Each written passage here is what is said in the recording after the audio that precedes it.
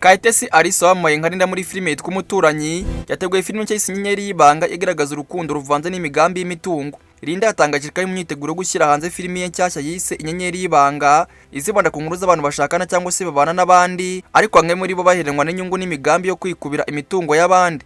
Linda yasobanuye ko iyi filimi igaruka ku buryo abantu bashobora gushaka kubana cyangwa se gushakana n'abandi batabitewe n'urukundo nyakuri ahubwo bitewe n'amarangamutima yo kwikunda ndetse n'intego zo kuzegukana ibintu by'abandi bantu.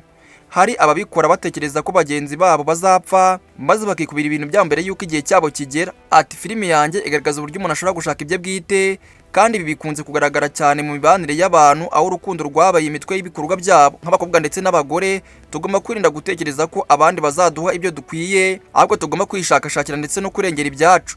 Muri iyi filime rero hatonyejwe abakinnyi bazwi cyane mu gasinema nyarwanda barimo nka Tukuwe wamenyekanye muri filimi y'Abamenya, Fabiola, Burinda na Keza mu Muturanyi ndetse nk'abandi na Rosine, Rosa ndetse na Steven. Linda kandi yavuze ko buri mukinnyi yashyizemo imbaraga z'umwihariko kugira ngo ubutumwa buri muri iyi filime bugere ku bayireba mu buryo bwimbitse. Iyi filime ifite intego yo kwerekana amarangamutima y'urukundo nyakuri n'amarangamutima y'ubwikunde n'ingorane zishobora kuvuka igihe umuntu atabanye n'undi mu rukundo nyakuri ahubwo akabiterwa n'inyungu ze bwite. Linda yavuze ko iyi filime yitezeho byinshi birimo nko gutanga inyigisho ku bakiri bato ndetse no gufungura amahirwe ku bantu bashaka kwinjira mu mwuga wa sinema nyarwanda. Agira ati ni filime nitezeho amahirwe menshi cyane cyane ku bakiri bato bashaka kwiga umwuga wa sinema.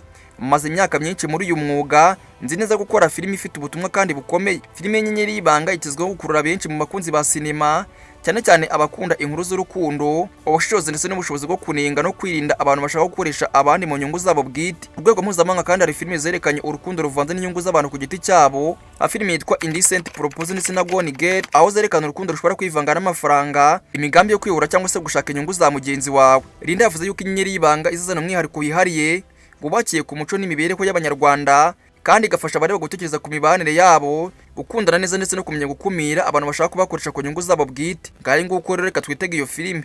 Nanjye ngira ngo subscribe nimba mugize kuri sheni ngira cyari Obi Nangini Obi Time News karagaciyemo. Obi Time News.